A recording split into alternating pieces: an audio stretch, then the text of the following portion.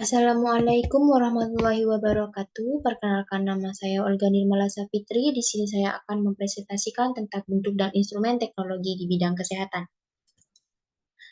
Teknologi tidak hanya berkembang di bidang komunikasi atau transportasi, tapi juga sangat berperan dalam dunia kesehatan. Tujuannya adalah agar layanan menjadi lebih cepat, tepat, akurat, dan menjangkau lebih banyak orang.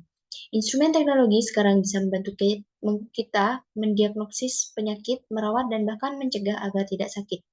Melalui presentasi ini, saya ingin mengajak teman-teman untuk mengetahui jenis-jenis teknologi yang sering digunakan di dunia kesehatan, mengenai alatnya, dan memahami dampak positif bagi dokter, perawat, dan pasien.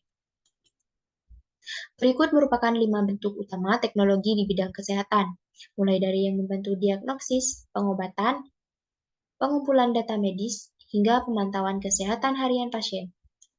Kita di sini akan membahasnya satu persatu. Yang pertama adalah teknologi diagnostik. Mohon maaf, di sini ada sedikit kekeliruan dalam penulisan.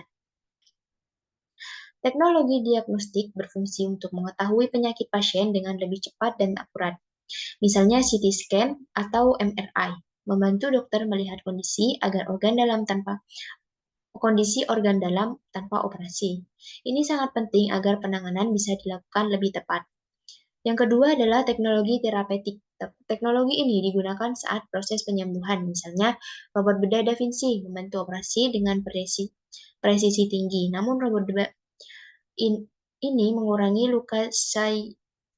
luka sayatan dan mempercepat pemulihan pasien. Yang ketiga adalah teknologi informasi kesehatan.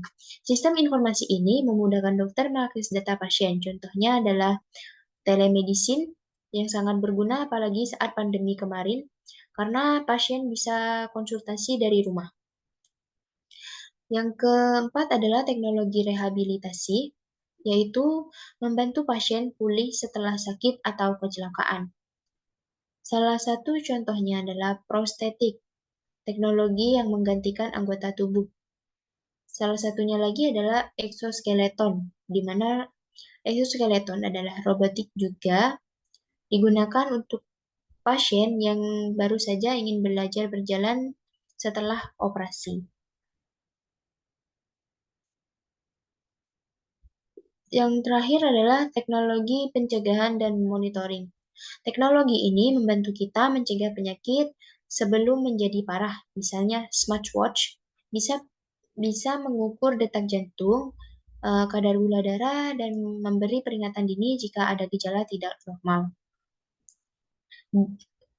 Dengan bantuan teknologi, kita bisa mendeteksi penyakit lebih awal, memberi pengobatan lebih tepat, dan menyelamatkan lebih banyak jiwa.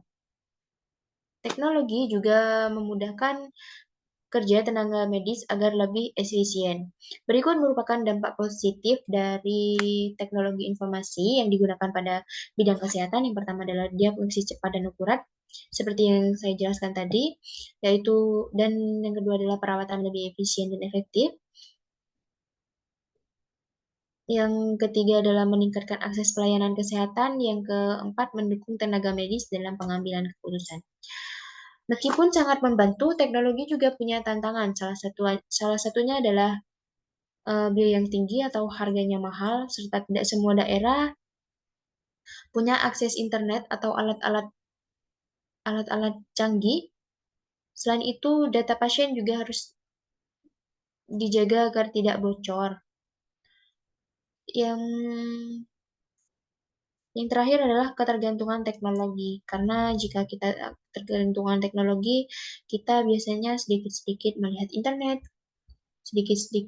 internet, tidak langsung konsultasi kepada dokter. Jadi kita hanya menerka-nerka, wah saya sakit ini, karena kita sudah mencari tahunya terlebih dahulu melalui googling.